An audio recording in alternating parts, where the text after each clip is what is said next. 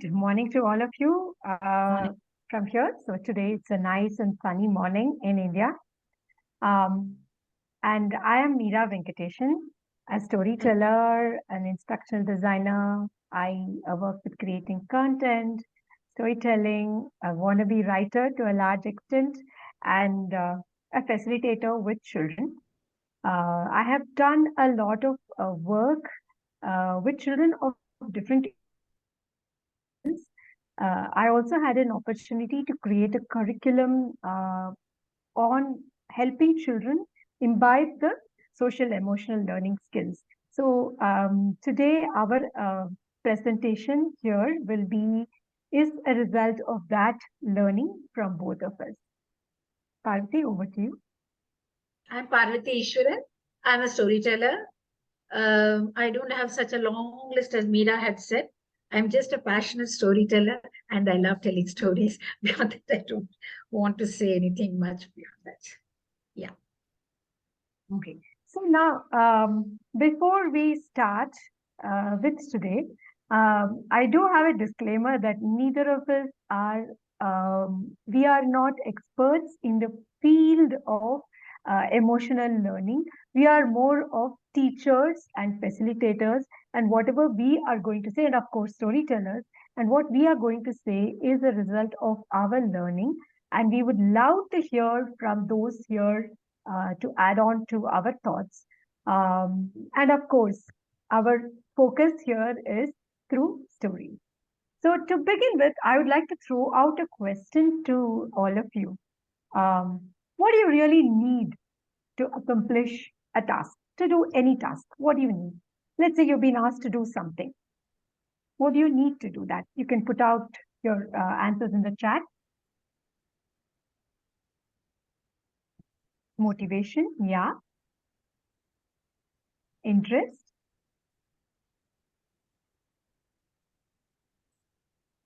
goal and motivation, desire, lots time, resources, energy, passion, intention, finish it. Okay, ability, enthusiasm, of course. Time, resources, knowledge, skill, yes. Encouragement, yes, definitely.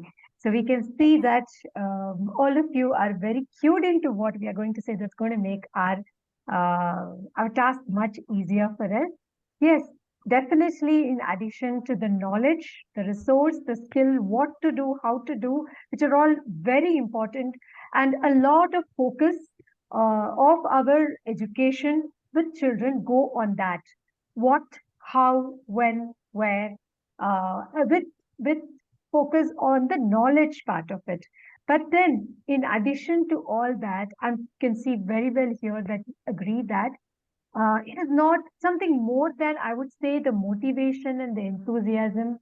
It is awareness of who you are, what you want to accomplish, how you can accomplish in this particular setting. Now, this seems to be something big and it's interesting, but can we sort of achieve it with children? Can we give them the awareness and the emotional skills and the social skills in order to do a job? So here I would like to start with an analogy. So it's not always that brightest flame that is the strongest, isn't it? If you look at it, more often than not, there are a lot of children around us whom we encounter whose IQ or whose skill and ability in a particular task will be very high. There may be something that pulls them back. So if we go back to the analogy, it's not the brightest flame that is always the strongest and wins. It usually is the flame that knows how to burn. How is it burning? How is the environment around it? How is the environment conducive to its burning? So it is these skills, the awareness of themselves and the world around them, that will help not just children, but anyone achieve success. So, though we are going to focus on how to bring about this children, definitely this applies to everyone, including adults. What do you have to say, Parvathy, on this? For me, well, life, it's not a sprint. It is more of a marathon. And the skills we learn should not help us for a short duration. It is to take us through our life journey throughout. Actually, we all possess these skills in different measures, and these skills grow within us. Our topic we have named it as unlocking social emotional learning.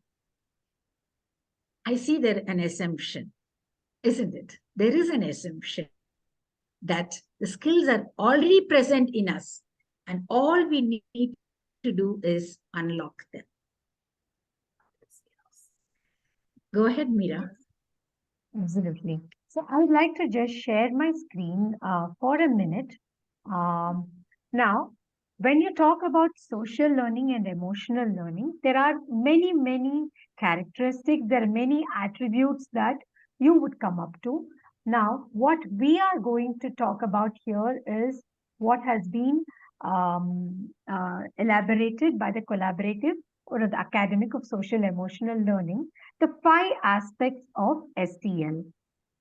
So this is interesting. For me, I feel it's much like a story. It's a journey. They're not like specific skills that you say, like communication, collaboration, discipline, motivation. It's not like, things that are out there that like a basket of things that you need to pick up. Instead, if you look at it, it is a continuum. So let us start with self-awareness. Self-awareness is pretty much knowing one's emotions, knowing what I am feeling, knowing what I'm feeling at this particular point of time. Now, my needs, my emotions, my behavior, what am I doing at this point of time? Many times we are, as children, especially in India, we are asked to be self-aware in a very wrong way. So, what do you know what you're doing? Are you aware? It is a kind of blame kind of way. Like, you're not even aware of what you're doing. So that is not really self-awareness.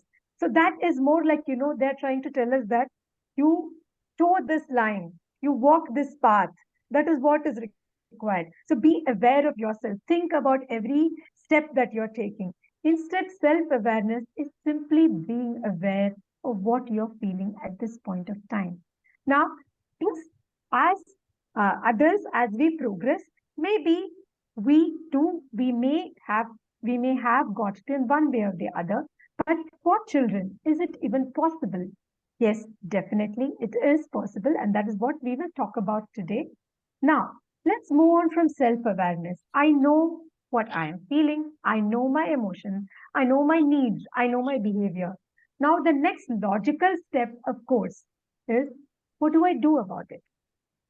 Now that I know what I am feeling, what do I do about it? Can I? Will I be able to manage my emotions and behaviors so that everyone benefits from it? So that there is a totally win-win. So that is self-management. So self-awareness, self-management. But that is not enough.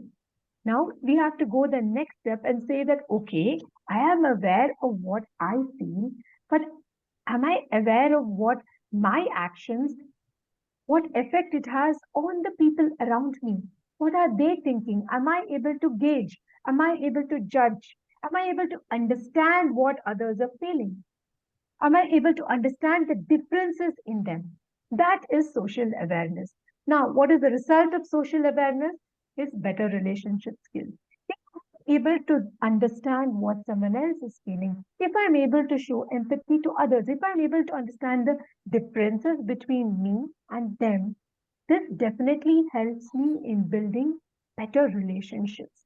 I'll be able to form more positive relationships. I'll be able to work together with people better because I am not working on assumptions. I am working on actively trying to understand the people around me. Now, this self awareness, your ability to self manage, your understanding of the world around you. and your ability to forge relationships. This is so empowering that this will help you take better decisions based on all these factors about your personal behavior, about what you want to do. So, this in effect is the, I would say, the cycle of SEL. Now, this is not something I would say very radically new. You definitely have heard about it in one way or the other. What do you say about that, Parvati? Here I'm going to be a devil's advocate. You mean to say we are not aware of ourselves? We're all aware of ourselves. Don't we know how to regulate and talk to people? Of course. Nobody told us about ACL. Come on. Why is it needed? Can somebody say, put it on chat, why is ACL needed? I know everything. What do you think? We all are quite aware. We are able to regulate ourselves. We are aware of the people around us. We all have beautiful, multiple, wonderful relationships, and we pride ourselves on that. So why at all do you think SEL is needed here? Okay. Sometimes we make incorrect Incorrect assumptions. assumption. Yeah. Yeah. We miss social cues. Mhm. Okay. Anyone else? So we learn by observation or observing the people around us. We learn through stories that are told to us. We see, we learn the skills, but how do we learn it? It's a hit and a miss. That's how we learn, just based on our experiences. How all of us have learned Newton's laws, right? That was taught to us. On our own, did we know what was Newton's law? Would just an observation of an apple, we would know what is Newton's law, what is gravitation? No, it was told to us, it was taught to us. So don't you think that this social, this skill, SEL skill, has to be incorporated into our own system so that we learn from that rather than take our sweet time, observe, and make some failures like they said that cues, we miss out the social cues. So that is what this social this skill is all about. Yeah. Newton's laws. That's interesting. Now, there was one person who was able to decipher the entire Newton's laws from an apple, and that was Newton. And I'm sure there are many others here who would be able to do that too. But will all of us be able to understand all about gravity from an apple? Definitely, I'm sure you would agree that that is not possible. So, why do we want to leave it to chance? Why do we want to say that only those people who are perceptive enough to understand this win by it, benefit by it? Why can't we make it something just like Newton's laws, just like when a child comes to first grade or second grade, we tell them about gravity that pulls us down. We sing songs about gravity that pulls us down. Now, why can't we do the same thing with these skills, which probably will help them find out so many beautiful discoveries, just like Newton's laws, and maybe something much better? So that is the reason why it is important that it needs to be taught rather than assuming that it is something that we imbibe over a period of time. Now, that brings me to the second question. Again, I would like you to share your thoughts with us on this. So we are saying that we want to teach this. Should this be a separate bit of a curriculum? Should this be like a subject, like I have physics, math, English, history, civics, and social emotional learning? What do you think?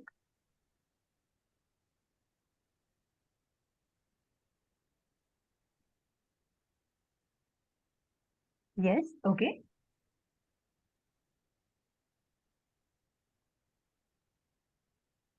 How many of you feel that it should be a separate subject in our curriculum? Not sure, okay. You can also tell me why. You can share your thoughts. If yes, why? If not sure, why? Mm-hmm. Definitely, yes. Okay. As social environment changes with age. Yeah, that's beautiful. Thank you.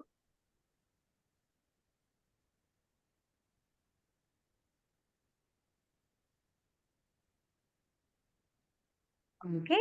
Woven in, I feel, through conversation, sharing, listening. Yes, very true.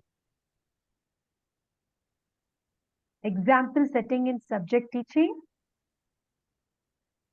teaching via example.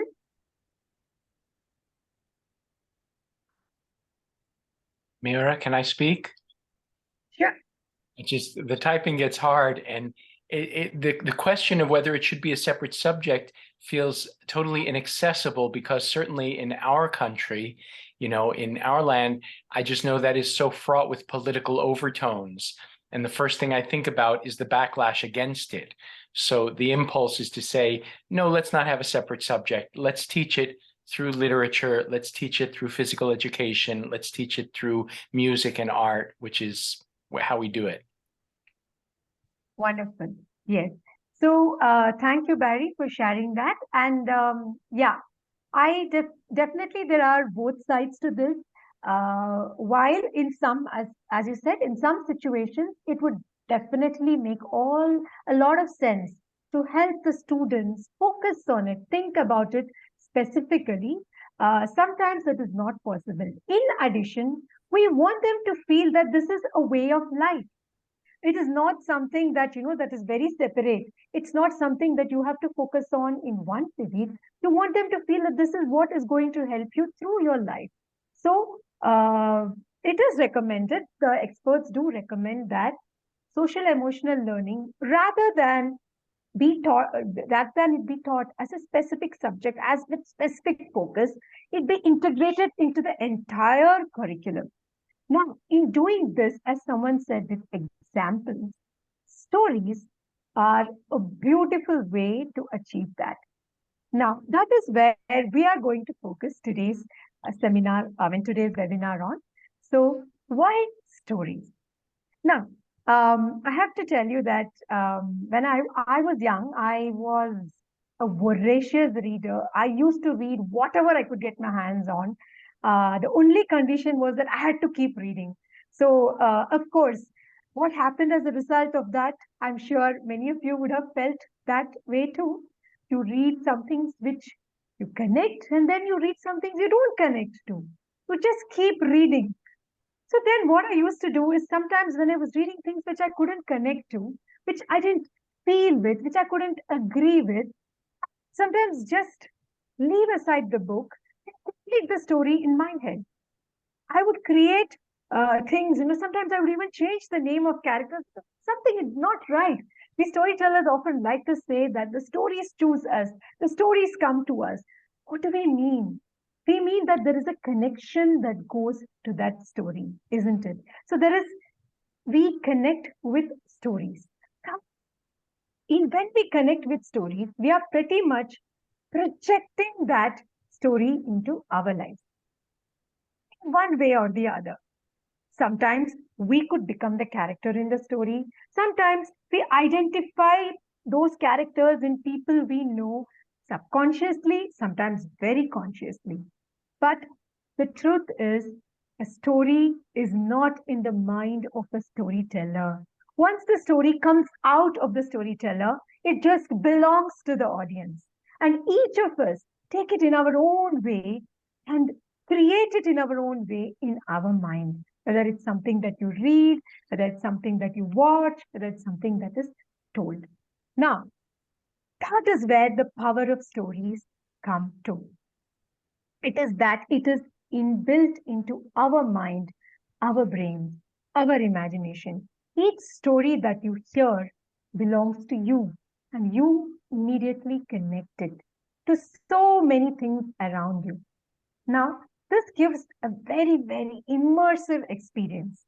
It is this immersive experience that will be great in imparting skills like this, which you don't want to set aside something and say that is self-awareness. You are self-aware if you do all these things. Instead, if you're able to immerse them in self-awareness, if you're able to show them a mirror, if you're able to help them identify people, help them identify emotions around them, that would be the success of imparting these skills. So that is why stories, we feel, are a wonderful way to imbibe and immerse children as well as adults in social emotional learning. Now, what better way to demonstrate it rather than with a story? So I'm going to ask Parvathy to share a story with us. Yeah. The school bell rang. Evening, all the children were excited, screaming, and they were going home. But little Akku stood there. She was angry. Her father came on the cycle, pedaled, and Akku sat behind him. They passed through the sunflower garden, and father said, noticed Akku was not smiling, was angry. He didn't say anything. He said, Akku, look at those yellow sunflowers. So beautiful they are. Yellow. Ah, it's blinding my eyes. I don't like it. Father pedaled. And there he saw on the rooftop some monkeys. Akku, see the monkeys. So the monkeys.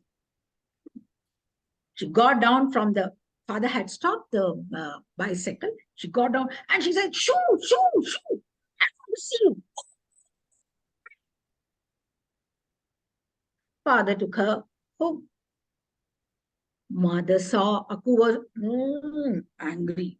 Both mother and father looked at each other. Mother got her a glass of buttermilk.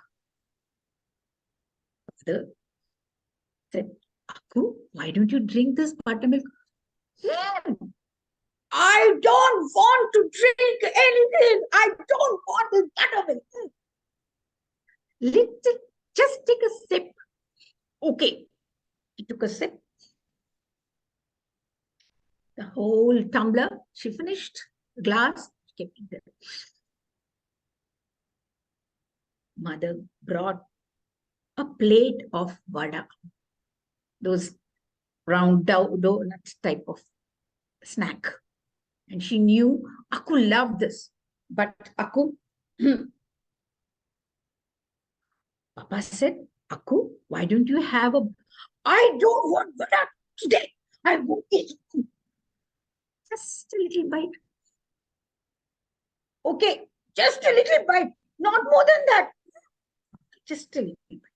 Took a little bite and a bite and a bite and a bite and a bite, and the entire plate got empty. Akku, you are angry? Why? Are you angry with me, Papa? No. Are you angry with Mama? No.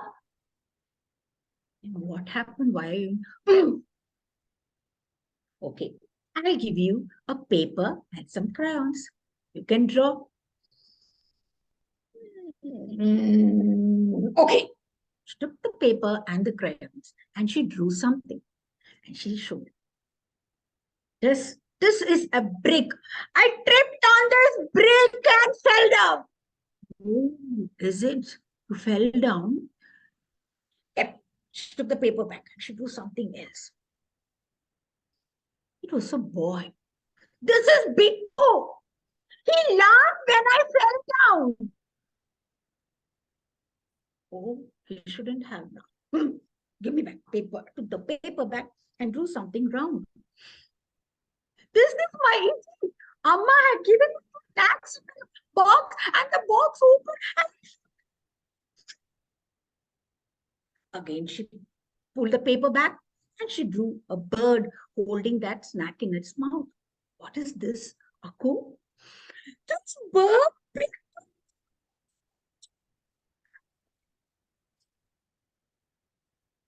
Oh, then she drew a lady. Who is this? This is my teacher. Uh-huh. She lifted me and she and she said it's okay. And then you should be happy. No, she pinched my cheeks. I don't like it. Oh, get the paper. And then she drew something. Papa said, Akku, you draw so well, so beautifully you have drawn. Drew a boat, she drew some flowers, she drew that, she started drawing, and she showed everything to her father and mother. Why don't you draw something for mama? She drew something else for her mother, and she started drawing, and she was smiling, and she showed everything, and slowly her anger, everything vanished. She smiled and she played with her mama and papa.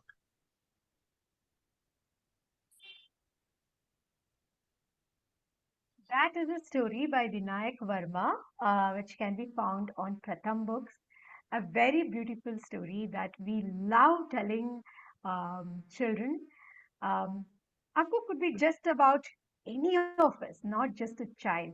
I think that's what makes it so special. I'm sure all of us can recollect one time at least in our life when we did something like this, if not many, many more. So, yes, now the story by itself is beautiful. And you could say that you don't need anything more on top of it. Then, we're all, as an audience, especially a set of children, they're all in their own worlds, just like all of us. They do receive the story. They will understand the story. They will enjoy the story. But our intention here, even though our first intention may be that we want them to enjoy the story, in addition, we also want them to start thinking about social emotional skills. How do we do that? So that we can do incorporating some activities into the story. Like I'm just going to give you a couple of samples of how we can do that, and definitely would love to hear from you also on that. Any kind of way where you make them think about it. Now, I'm sure many of you will be familiar with this feelings wheel, which a lot of teachers, facilitators, counselors use. So, this is used to help a child express, give a language to their emotion. So children, by when as they are learning words and as they hear the words, like for example, even as a mother tells a child, a mother may tell a child, "I'm angry with you." A mother may not specifically, for example, tell the child that I'm irritated, I am frustrated. So what happens is the child also picks up these simple words and try to repeat them. Now, when we hear those words from children, we may not connect to the same emotion as the child. The child may be feeling frustrated. The child says angry. We feel they are being indisciplined. So it becomes a Chinese whisper of emotions. Now, this is used extensively, the feelings wheel, to help children express their emotions better. Now, what are we trying to do with self awareness? We're trying to express our emotions, right? We're trying to become aware of our emotions. Now, let's take the same story of angry Aku. Now, who was angry that we've already mentioned. She's angry, and her father is bringing her back home. And she sees those monkeys, usually her favorite. She likes to stop and play with them. But today, she looks at the monkeys and says, "Silly monkeys jumping up and down." Now, what you can do is, let us say you are able to give the children feelings wheel, each of them. And then you ask them to spin the wheel as you tell the story. Stop and ask them to say the emotion that the character is feeling. For example, here, stop and say, what do you think Aku was feeling at that time when she saw the monkeys? Now, I'm going to request as many as you as possible to turn on your cameras and show me that emotion.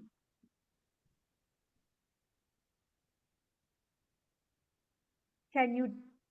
Yes, very nice. Very nice. Thank you. Yeah. So that was what she was feeling. Now, what do you think the monkey was feeling when the monkey saw Aku used to play with the monkey every day? She just passed without even stopping. What do you think the monkey was feeling? Can you show that emotion?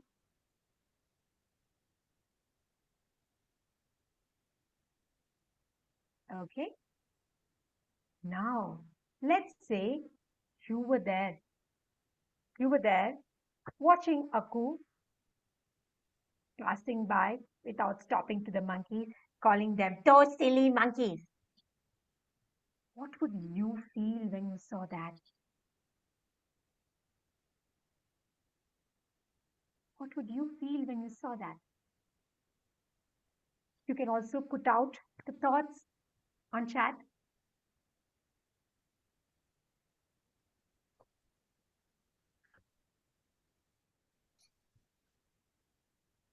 I would just stop sharing if you don't mind so that I can read the chat.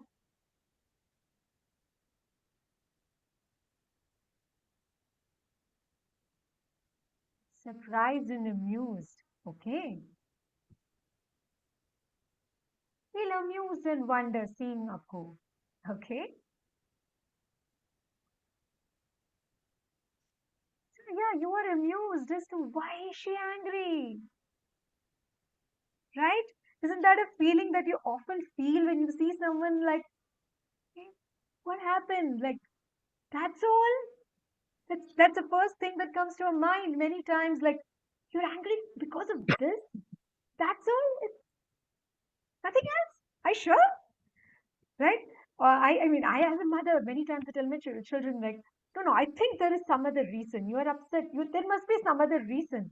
They tell me that, okay, no, I fought with someone in school. That's it? Really? Come on. It's because of that, right? So I am in effect, I'm sort of negating their feeling and saying, "Hmm, that. What are they feeling? Right? We are feeling probably offended. They are feeling rejected, right? Let us say that ask them about their own lives. It's very hard for children to reiterate this. Now, using stories, we can help them identify the emotions of characters. It's always safer when you're talking about other people, right? And then you come on to yourself. Like, who was feeling angry when Appa gave her a glass of buttermilk? How did she feel after she drank the buttermilk? How did she feel after she drank the buttermilk? Come on, can we get some expressions? Yeah, very nice. Relieved. Probably, yes. Nice, right? So now that is something that you can do through a story as an activity. So now we are going to do one other short story. As Parvati tells the story, she's going to pause at certain times and she's going to ask a question. And I would like you to show the emotion if possible, because we don't have a feelings wheel here, or put an emoji if possible, or last resort, type it out. So I hope as many as of you will be able to keep your camera on and show the emotion because it's going to be fun. So Parvati, please go ahead. So it was in a forest. There were two eggs. Oh, two different eggs, actually. One of the eggs just broke open, and out came a duckling. Duckling looked, quack, quack, quack, quack, quack, quack. It started walking. And then, just a moment later, the other egg broke open. Out came a little chick. It came out and it looked at the duckling which was walking. Quack, quack, quack, quack, quack, quack. Now, can you tell me what you think the chick was having in her mind? What did the chick think about the minute she came out? Some expression.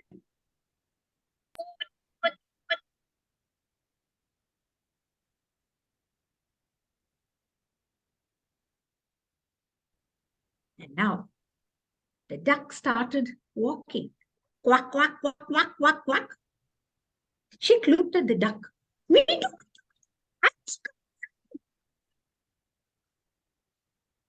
It started going behind the duck. And the duck saw some butterflies. It jumped at the butterfly. The duck looked back at the chick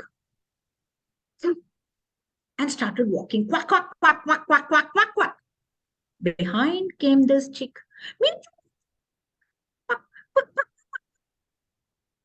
Why do you follow me? You go some the other direction, I'll go this direction. Why are you following me? What are your thoughts about the duck? What do you think the duck is thinking, or her emotions about the duck? The duck was feeling.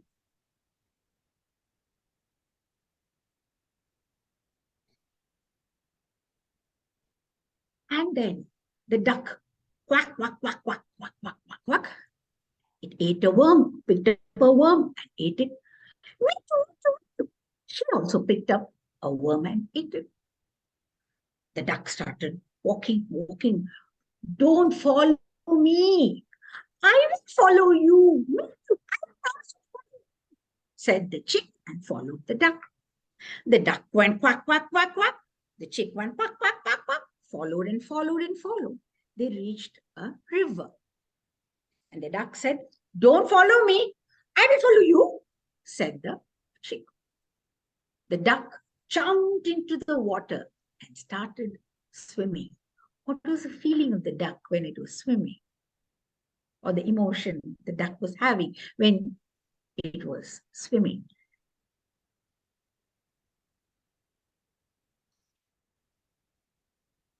And the chick saw the duck was so happy swimming. And she jumped into the water.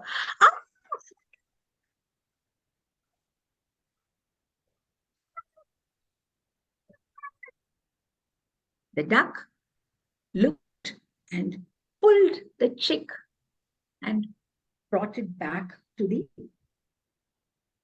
shore. How was the duck feeling about that when she was bringing the chick back?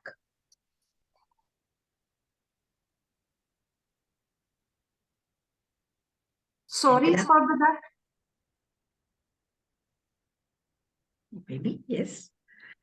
And then the duck said, I'm going to go into the water. Are you coming with me? No, no. I will be here. I will be here. I will play here. You go. That's what I have been telling you. Don't follow me.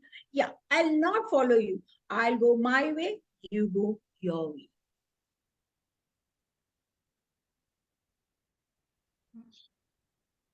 As you do the story, you can use multiple ways. You can ask them to stop and show their emotion. You can ask them to make a tableau. You can ask them to write the words. You can give them stamps and ask them to put their emotions. Now, what will be interesting is like one of the things is if you try to ask them to show their emotions, another very interesting activity you could do with them is if you take pictures of the children showing the emotions, showing the feelings, you will see that each of them show it in a different way. So that actually brings us to the fact that it's a cue that many of us miss in adults. I may show fear in a particular way. So when I look around me, others show fear in a very different way. So unless I know I am able to connect with them and understand the feeling, I may not even realize that they are afraid, isn't it?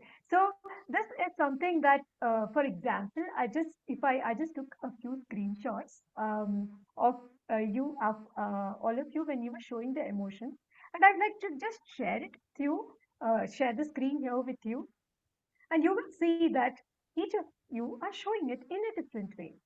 So 1 minute, if you can allow me to do that.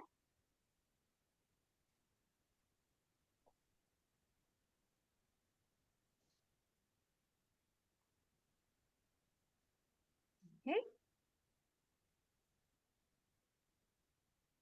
here it is. Here it is. Here it is. Yeah. So these are some of the activities that you could do with the children to help them become aware of their own feelings and emotions as well as others through stories. Now, that is the first step as we talked about awareness, self awareness, and social awareness.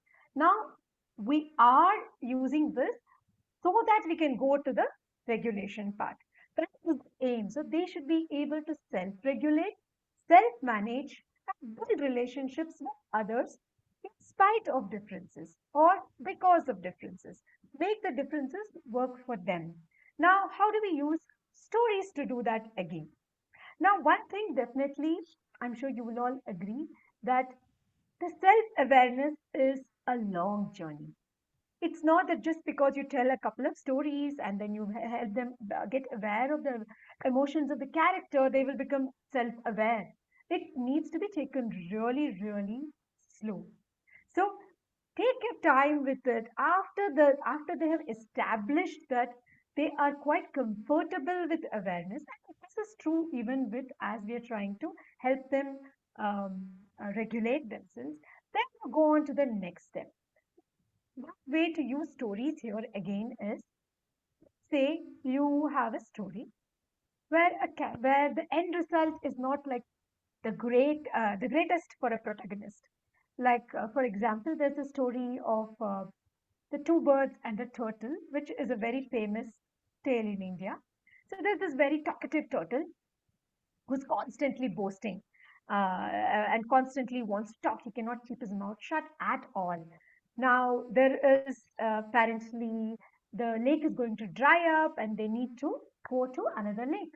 Now, there are two birds which tell the turtle that, see, all you need to do is hold on to a stick. We will carry you and the stick to the other lake. Of course, a turtle agrees. It's a matter of survival. The turtle is not really self-aware.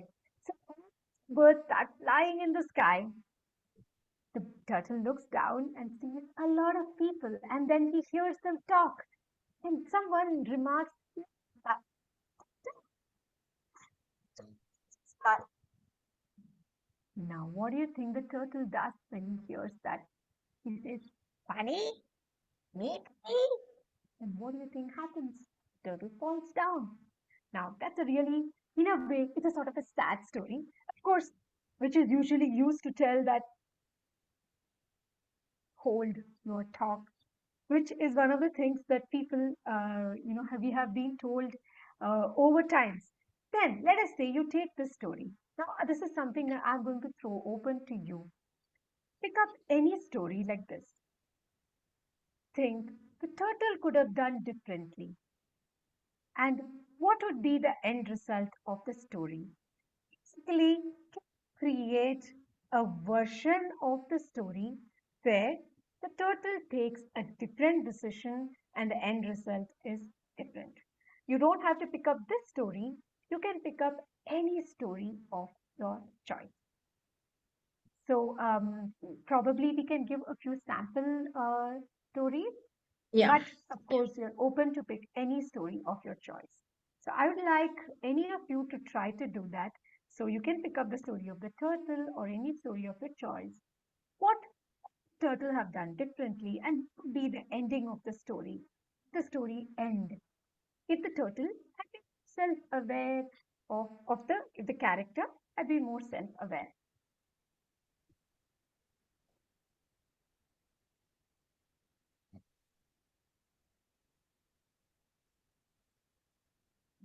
And the crow, yeah.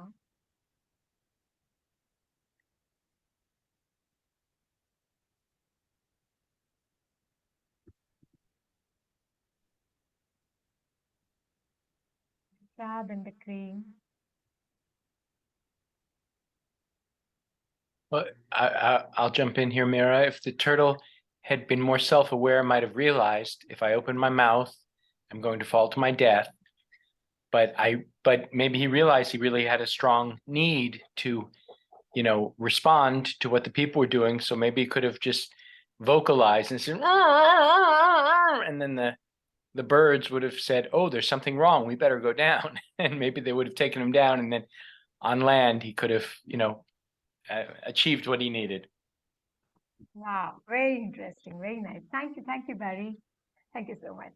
Yeah, so the turtle did have a need to speak. That's a very interesting thought.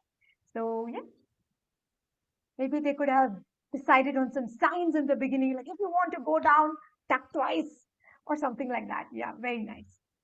Any other thoughts on that? Any other story? I think also we can introduce the idea of another language, maybe like sign language. It would be wonderful to include children with hearing impairment in the story. I mean, it just came up as you were telling. It will be lovely if we can say maybe we should know another language or another way without using our words. Can we think of some other way? Something like that. That would be nice. Right, beautiful idea. Thank you, Samya. That's so wonderful. Yeah, that's it. That would be a beautiful way of telling children that to uh, accept, explore diversity around them and connect to people in different ways. Yes, beautiful. I Yes, mean, it just anyone came else? up as you were sharing. I didn't think about it. Thanks Thank so much. you. Thank you for the question. Lovely, lovely. I'll say this, but tell me if I'm saying too much. But in a funny way, really, the birds should have done the pre-flight announcements. On this flight, keep your mouth tied. The exits will be. But on a more practical notion, that when you go into a new adventure, think ahead to what you will need to do to be safe. Which is Yeah, why we have those. Yeah. that would be a wonderful inclusion, actually, and making the children aware. Prepare yourself. So how do we prepare ourselves that this doesn't happen? That would also be a great social awareness. Absolutely, absolutely. Yeah. So definitely, see, the first thought probably that would come is like, maybe he should not be flying. So, but that's not the answer, right? So there is a need. The turtle needs to go from here to there. Maybe he should just keep his mouth shut. But then that's also not the answer. So as you go through it, as you go through the multiple ways in which the character can behave towards a happy ending, towards, I would say, happy ending, here I'm using it loosely, where things work out for everyone. So that gives the children a way to understand what are the different ways they can accommodate others, what are the different ways they can become responsible for their thoughts, their emotions, and how it affects others and how they can help others. Yeah, anyone else who want to share any other story or this story or any other thoughts, please? Yeah, may I? Sure. So, just taking a leaf from a Hindi idiom, it's called "chikne ghade par pani dalna," or they say in English, probably pouring water down a duck's back. So, probably the bird could have, probably the turtle could have shaken his limbs, and the bird probably would have sensed like something he wants to communicate, which goes back to using another way of communication. Probably they settled down for a moment and they asked him, and he points out these issues of being called out. And probably the birds share that, sometimes you have to just let it go, like let things keep coming. You have to let the water fall off your back, be unaffected, because you have a purpose in mind. So I've just borrowed that idiom to weave a lesson for the turtle, which the birds could probably tell. That's also Beautiful, beautiful. Yes, so interesting. A story that was meant to say that, it's called Batuni, the talkative turtle was the story. So it's all about saying that don't talk. It's coming out so beautifully as how to communicate. So it's exactly the opposite of probably what we keep telling. I mean, when we use the story as a moral, the described or prescribed moral of the story, we are exactly going in the opposite direction. I think it's so really wonderful. Meera, can I go next? Sure, please. Yeah. So the turtle was with its mouth holding the twig or the branch, and in the meantime, the birds were building a nest using twigs from the same tree, and they were going about their business. And they saw what was going on, but they were keeping an eye here and an eye there on the turtle as well. And like so you said, somebody teased the turtle, and it got angry. And the birds tried to warn the turtle, but it didn't listen. So it opened its mouth to respond, like you said, and it fell down on its back, the turtle's shell, and it started wriggling its arms and legs, oh, sorry, all its legs in the ground like this. And all these days, the turtle and the birds were not good friends. But the turtle realized sometimes mistakes do happen, but we have to understand it's okay to ask for help. And the birds saw had happened and they cried out, "Are you okay? Do you need some help?" And the turtle, who did not like the birds at all because all these days they were flying up high on the air so fast, but here it was crawling on the ground at its own speed. It took forever to get some food or water, but now it really needed help. So the turtle meekly cried out, yes, could you please help me, dear birds? And the birds swooped down, and each of them caught its limbs and helped it get back on its feet, literally. So it's a way of showing the children, I guess, that it's okay to ask for help, be it grown-ups or others. Wow, beautiful. What a beautiful thought. And how it's just weaved into that story. Thank you so much. Thank you so much. That was really very enriching to think about. Yes, yes, the turtle did fall. He needs help, so he can ask for help. And that's a beautiful way to say that, it is important. You need to build relationships with people, but there is never a point of no return. It is always there. So that is the relation skills that we are talking about. So it's not that, okay, today I'm angry with you, and children are the best masters in that. So all these thoughts sometimes never enter their head. So they fight and they make up like this. That's something that I think we adults, sometimes we have to learn from children. But thank you so much, Asma. That was a beautiful thought. Yeah, I think Jyoti here has put out. He could have used his limbs to stick to the rod. Also, maybe he could have been tied by the cranes. Okay, children also need to feel secure in the environment they are. They need to look back for safe solutions.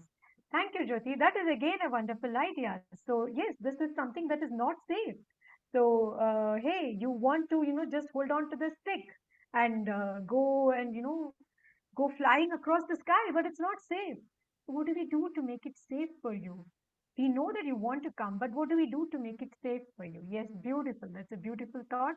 And again, a beautiful result for the story. Yes, anyone else? I think we are almost out of time though. So please do let us know your thoughts on this attempt to share the way the way we have been using stories to help children imbibe social and emotional learning.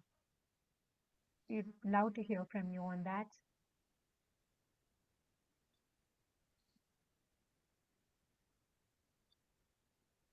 Yes, Meera, I'd like to, and Parvathy Auntie, first of all, thank you for that great session. And Eric, if you give me permission, I'd like to show a piece of craft I've made. It's right here on my study table where I sit and do my work. Is that okay? Sure, and we have another half an hour. Oh, go ahead. so you were talking, Parvathy Aunty, about the Newton law, about how we don't automatically learn about these things. We have to be taught these things, and that is very important in children because, correct me if I'm wrong, in the older days, nobody was taught social emotional learning, SEL, if that's what the expansion, if I'm right. But automatically it was imbibed because there were more joint families. It was a greater connect via grandparents, aunts, uncles, and there was observation of how others reacted. And the children automatically, like how they learned to walk by seeing others walk, they copied these positive emotions. And even if there was one negative influencing factor in the family, there would be others to balance it out. But these days, there are more nuclear families. Perhaps that is one reason. I'm no psychologist. Perhaps that is a reason where the parents are also busy, so there's no much time for practical reasons, although not desirable, where the children are taught positive emotional learning. So they have to be taught these things for which what you have taught today is a great platform. So I have myself tried to imbibe these lessons in children through my storytelling, which I started during the COVID time online. And one thing which I did was I made a craft work. I'm not sure if it looks upside the other way around to you. Is it clear? No? Let me read it out to you. It says that it is not that one is not capable. It is that one must learn how. It is not that one is not capable. It is that one must learn how. Fill in the blank and see the magic begin. What is that blank? You observe, you emulate. I always use the example that nobody was automatically taught ABC. We are taught how to learn to walk, how to just because a child didn't walk when it was born, do we see, look at this child, it's disabled? No. It's the same with social emotional learning. Perhaps the child was not given the right environment, or there came a period of trauma the child temporarily forgot. We just have to teach the child once again to open up and observe through the best ways, example, setting an example, like you also showed through your beautiful stories. And Eric, if you give me permission, there is a book I have authored. Can I just show the book or tell you about the book? It's not, I'm not telling this here for out of a commercial motive to sell the book, but because perhaps if all of you would see the book, it's available on Amazon and other online websites. It can be used for self-help for even older people, teenagers, college students. It's all about overcoming and imbibing lessons. This is the book. It's not very clear. It's called Wheat Stock, and I've written it under a pen name. It's called Fatima Yusuf. That is a pen name. And Wheat Stock. Why did I name it Wheat Stock? Swaying, not severed. Because in a storm, the wheat stalk will bend and come back to its original shape, but a tree might fall down. So the wheat stalk sways. It does not sever itself. It does not get severed in the storm. And these are small quotes. Just I've not written it in a very textbookish manner because otherwise it becomes very unappealing. So I've just put, like, it's not clear again. So I've just put one quote on the side. On the other side, there's an illustration made by a friend and a real life example. And it all adds up to a very appealing way of self-help and overcoming life through the journey. It's called Thank you for sharing that. Thank you. Thank you so much. And yeah, I made a miscalculation. Somehow I thought 11:30 was my time limit. I'm so happy about the extra half an hour that I've got. So I can just share some more with you. Yeah, now. I think Barry wants to say something. He has put his hand up. Yes, Barry. I just want to say, it feels like in past times, some of this social and emotional learning would be imparted, as Asma said, through family, larger family and through lore, but also through faith communities. I know that the faith community that is my background, which I share with Eric and with Rachel, is, Judaism.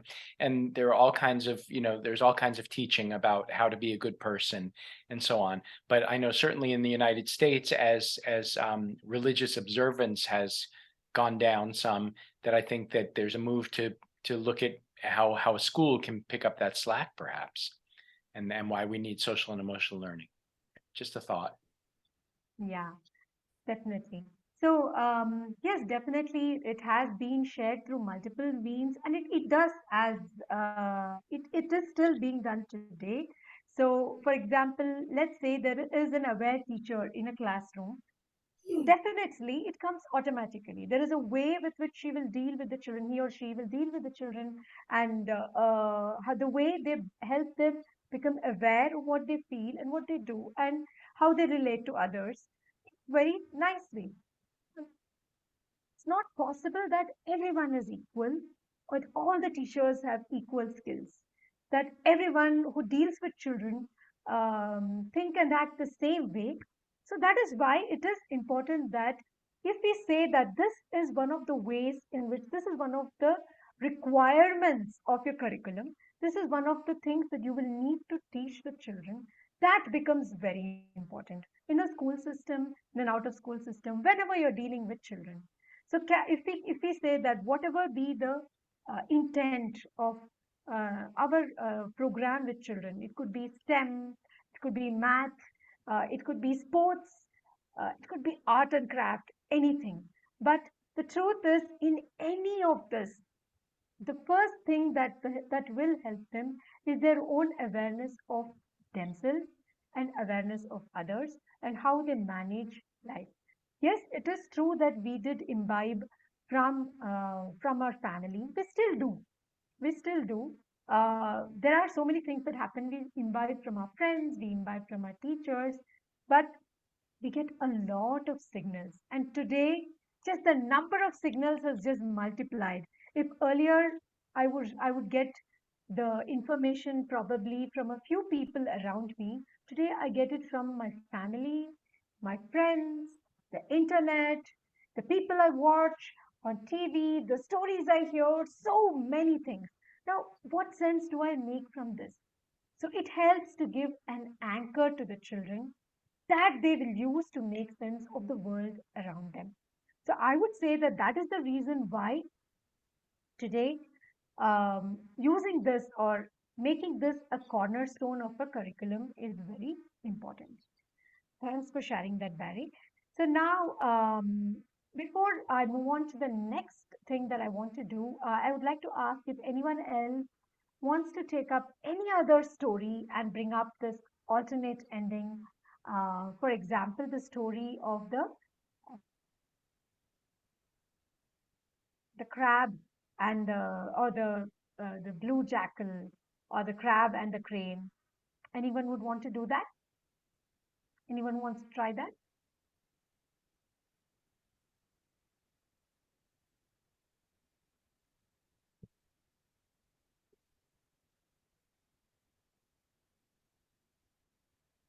So I can just help you. I'll just open the uh, links. So Parvati has sent some links on the chat. If you can just see that.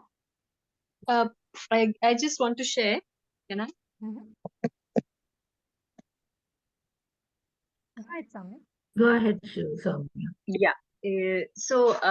One other story which I really like is the one where the fox and the crane, where they are, I mean, they go to eat in each other's house, and one gives a plate and the other gives a jug. So I find that story also very interesting, and when I that story for rewriting what could be done differently, and of course.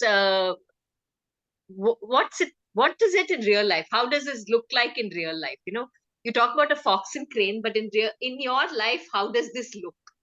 How does it look in this thing? I think I've had lots of interesting thoughts on this. Some even kids have said it's like asking me to study some subject that I don't like. That's like giving me the plate, and I want a jug and I'm given a plate. I don't want to do this. I don't want to eat on this plate. I can't. I'm a stoke. I'm a crane. So I really love that story for perspective, and to I just thought, if you have any other thoughts on this story also, I'd love to listen to. Yeah. Thanks, Soumya. Great. Yeah, that is so true. So Yeah, each of them is given a thing they don't like. But let's say, what's the result of that? The result of that is pretty much in the story revenge. Now, is that if you could steer this story in a different direction based on awareness of why the crane did it, what would you do? How would you take it forward? So, the any thoughts on that?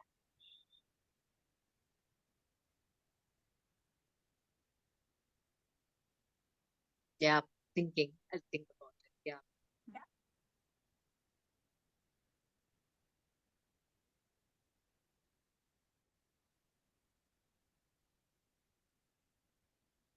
The reason the crane does it is, of course, because he when he goes, he is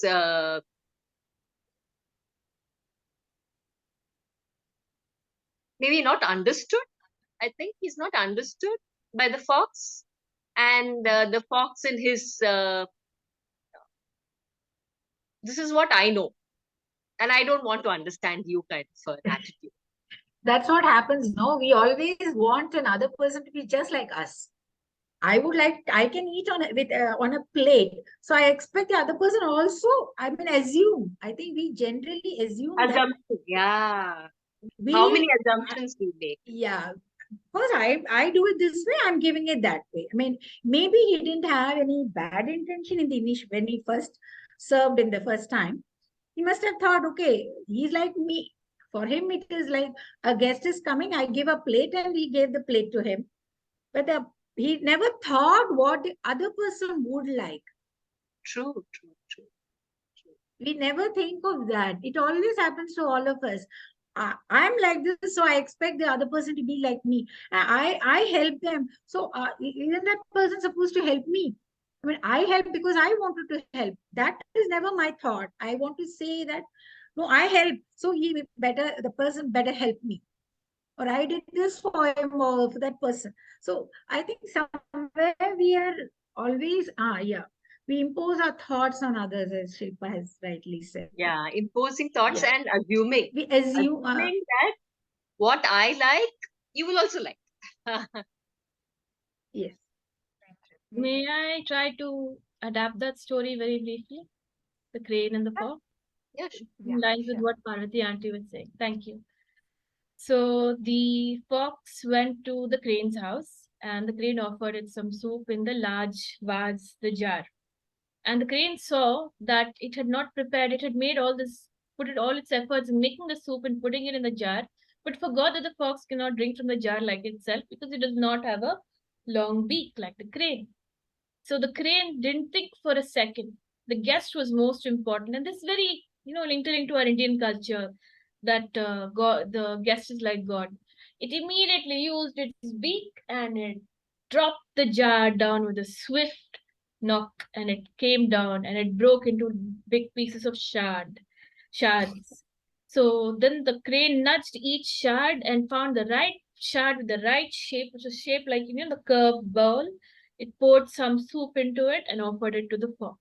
So the fox was very happy that it could not go hungry, and was very thankful for the crane's hospitality.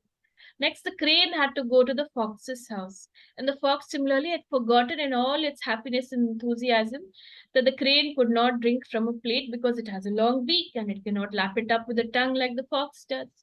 So the fox looked at the large plate. It was made of a thin material, like steel or something. It didn't hesitate for a moment. It just quickly took the plate and it rolled it, because it was thin steel. You could fold it, the thin aluminum plates, and rolled it into a big cylinder, long cylinder like a pipe. And then it took the pipe and put the pipe next to the crane on the one end, and the other end it started pouring the soup. Here, crane, please help yourself. I'm going to feed you today. And the crane had a hearty meal, and it was very thankful to the host, the Mr. Fox, and they both became good friends. Wow. That was my two. Wonderful. Yeah. Amuda Very, wanted to very say something. Yes. Amuda, can you Amuda? unmute yourself? You wanted to say something? Yeah. I just wanted to, the reason actually in the story was, it was a revenge, but we can think outside of that.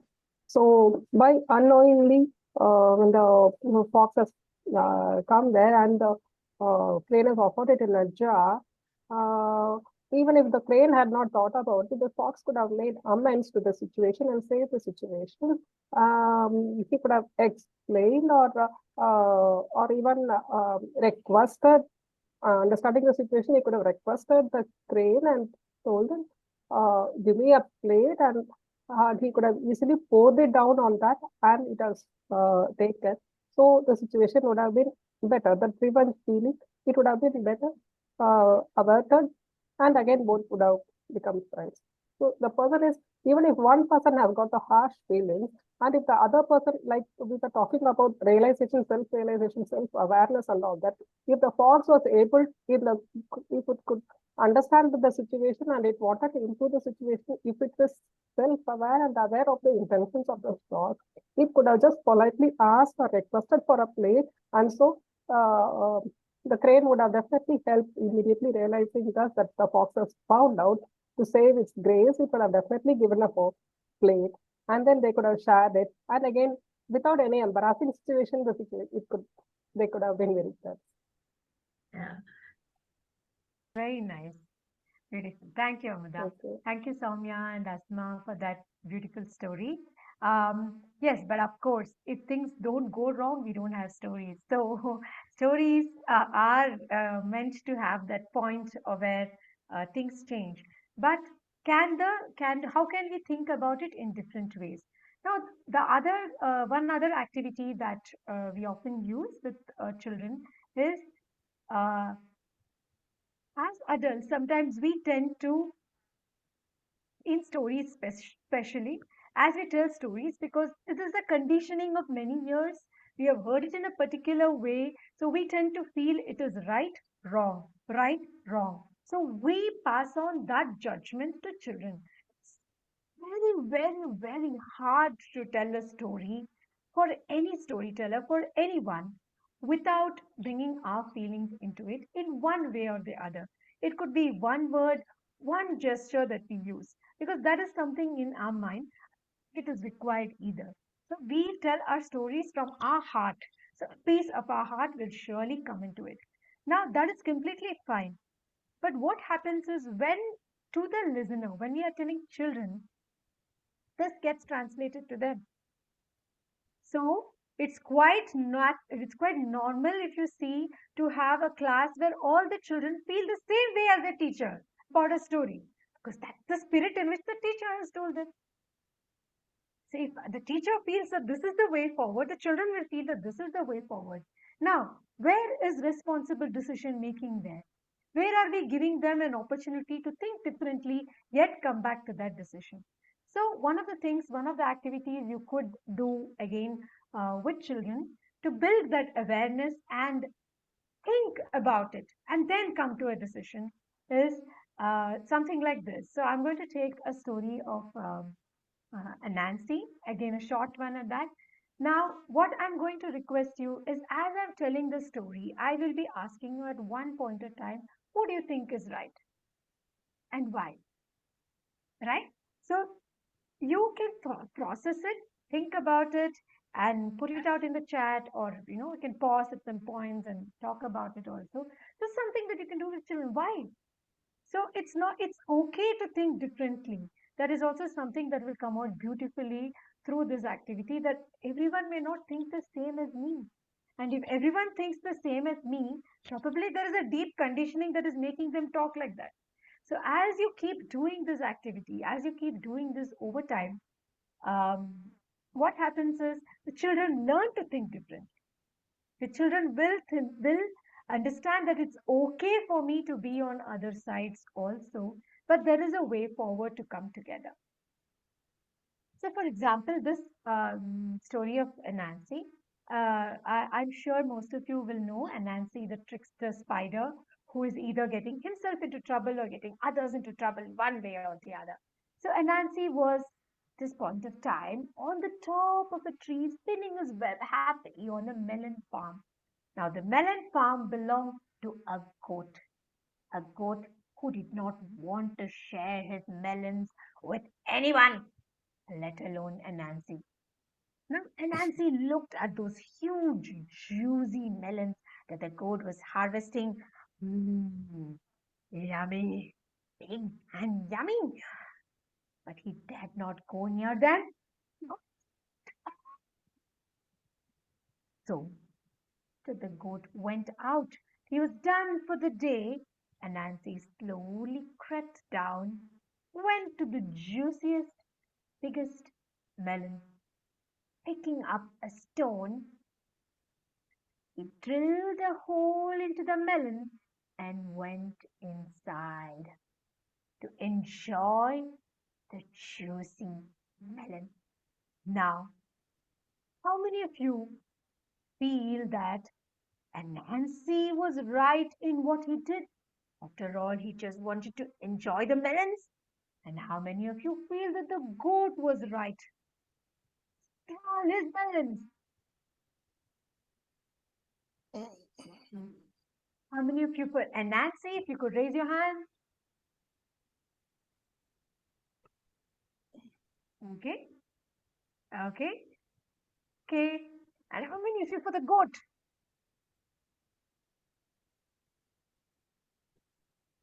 One for the goat. Okay, Soumya for the goat. Yes. Thank you. After all, it is my melon.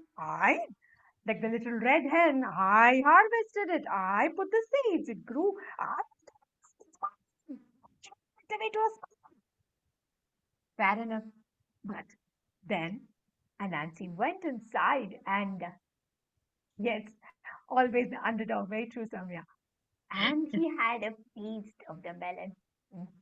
It's so good, so juicy. Bit by bit, until it grew bigger and bigger and bigger. He didn't want to eat anymore. He would come out. But what do you think happened? The hole he had dug was too small. He could not come out of it. He had become nice and big after having his hearty meal. So he decided that he would wait for some time till he grew hungry again to come out. Now, Goat was not going to leave his melons alone. And sometime he came back to check how it was. He went right up to this juicy melon and picked it up and said, "Hey, why have you moved here and there?" And the spider, the Anansi who was inside, as he shook the melon, he said, "Ouch." Oh, the goat, talking melon? This is amazing. Are you really a talking melon? Now, of course, Anansi liked a good joke. He said, "Of course, I am a talking melon. There is one talking melon in every farm of melons. Didn't you know that?" Oh, said the goat, "let me take this to the queen." And so he picked the melon. And on the way, he met a lot of animals who were all quite surprised with the talking melon and his wit, and took it all the way to the queen. He went up to the queen and said, "Your Majesty, this is a talking melon. It will talk." The queen said, "Let me hear." He didn't utter a word. Said the queen, "What kind of melon is this? Who doesn't talk?" Nancy kept quiet. He didn't utter a word. Now, who do you think was right? The queen was getting angry with the melon that didn't talk. And Nancy, why should I talk to a queen just because she wants me to talk? How many of you with Anansi here? How many of you think Anansi should just keep quiet? How many of you think Anansi is supposed to announce himself? Yes. How many of you for Anansi? Please put out your hands.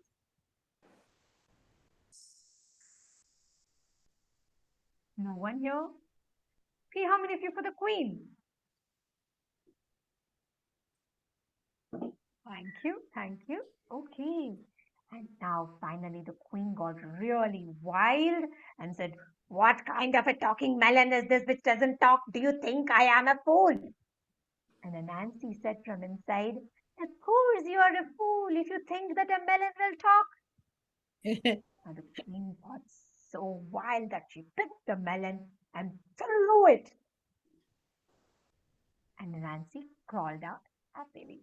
Well, of course, the story goes on, but I'm going to stop here and say that, okay, wait, now, children, as you tell the story, they first you have to establish that it is okay to take both sides. So I think that is something that as a facilitator teacher, it is very important that we establish that, because conditioning is so strong to be on the side of the right, that the side that we tell them is right, the side the parents tell them is right. Without, so what happens because of that is you lose awareness of what others are feeling. So I will do what is right. I will do what needs to be done. I will tell what needs to be said. I may not even do it. So I may not even do what is right, but I will tell. If you ask me, should you lie? I will say no, because that is expected of me. Now, with when if you don't remove this space and create a space where children are allowed and okay to voice their opinions, either ways, this side or that side, then they get a feeling, they get safe, they feel safe in expressing their opinions, and then it gives for a lot of debate that can happen. Why do you think so? Why do you think so? Why do you think this was right? Why do you think that was right? And there will be a lot of points that come out, and there could be a very fruitful discussion that could happen. Of course, with children, it may not be big points, it may not be profound things, it will be just simple things that they share. Maybe they from their personal experience, maybe from what they felt. So, this is another way where you could use stories. And if you saw the stories we used, very special or different stories. They are not stories which were which were built to teach social emotional skills. They're just stories all around. They're just stories that we hear all the time. Every story has a path. Every story has characters. Every story has feelings.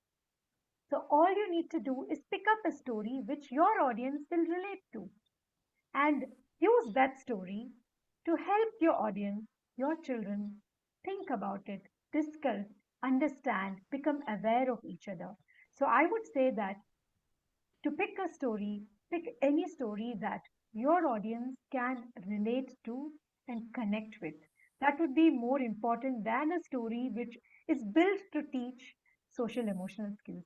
So that is why we actually chose stories which were not specifically meant for that purpose. Of, it's very easy to pick up moral stories which give moral lessons. It's not required. It's life. They are people. We make mistakes just like characters in the stories. So, so these are some of the ways where you can use stories to immerse your audience and build social emotional skills. So some of the ways that we have used and we wanted to share with you in this webinar. Thank you very much, Eric, for giving us the space and time and to share our thoughts with all of you. And thanks to all of you, our audience, for participating and being with us. Thank you. Thank you very much, both of you. Does anybody have any thoughts? Anything that you that this workshop stimulated you to think about?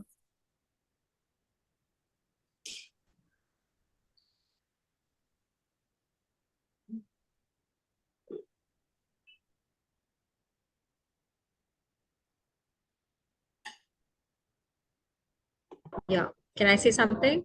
Please do. Yeah, I really liked the wheel and the fact that you made us acknowledge that yes, social conditioning indeed plays a very strong role, and many of us are also guilty of that because we ourselves come with certain social conditioning. But to recognize it, that where we are and what is our influence, and and then find a way to unlearn it and maybe open pathways for the other person. I think there's a lot to be learned on how to do it. And I felt your workshop provided those insights. So thank you very much for this. Thank you. Thank you very much, Hina.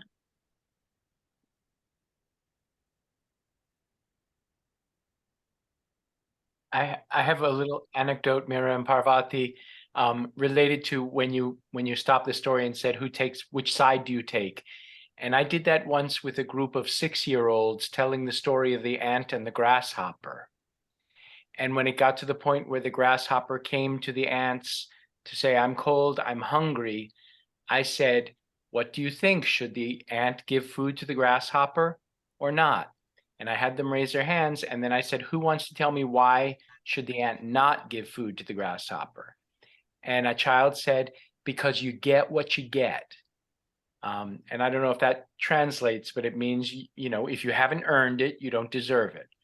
And then I said, and who thinks that the ant should give? And another child said, because sharing is caring. And it just seemed to encapsulate in those two phrases very, very valid viewpoints on both sides of the issue. Good baby. Oh, good. Beautiful. Thanks so much for sharing, Barry. That was, yeah. Yeah. Dhriti Mani? She has raised her hand.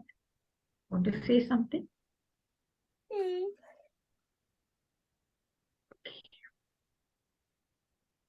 Yes. Oh, that was a beautiful, beautiful workshop. As I mentioned to Eric, I am quite sick and in bed, but I just couldn't resist listening to the whole thing. And it's beautiful, can associate with years of interacting with children, even the other participants who shared their experiences. I just could, go back and feel that this was a wonderful, wonderful, wonderful recall of everything for all of us who are teachers at heart. Beautiful workshop. Thank you very much. Thank you. And I think this workshop is really enriched by all your sharing, and really need to thank all of you for that. Yeah. Yeah, Akka and Parvathy auntie, it was a beautiful workshop. I've learned so much, and I hope to continue learning from both of you and all of you. And I especially like the last story about the melon story. That there's sometimes it's okay not to be right or wrong, but just to listen to different perspectives. We can be friends, but we can have different points of view. It doesn't mean that we turn away from each other, but we continue to debate and enjoy our debate. That is how we learn from each other and grow. Keep learning along the journey. Thank you. Absolutely, yeah.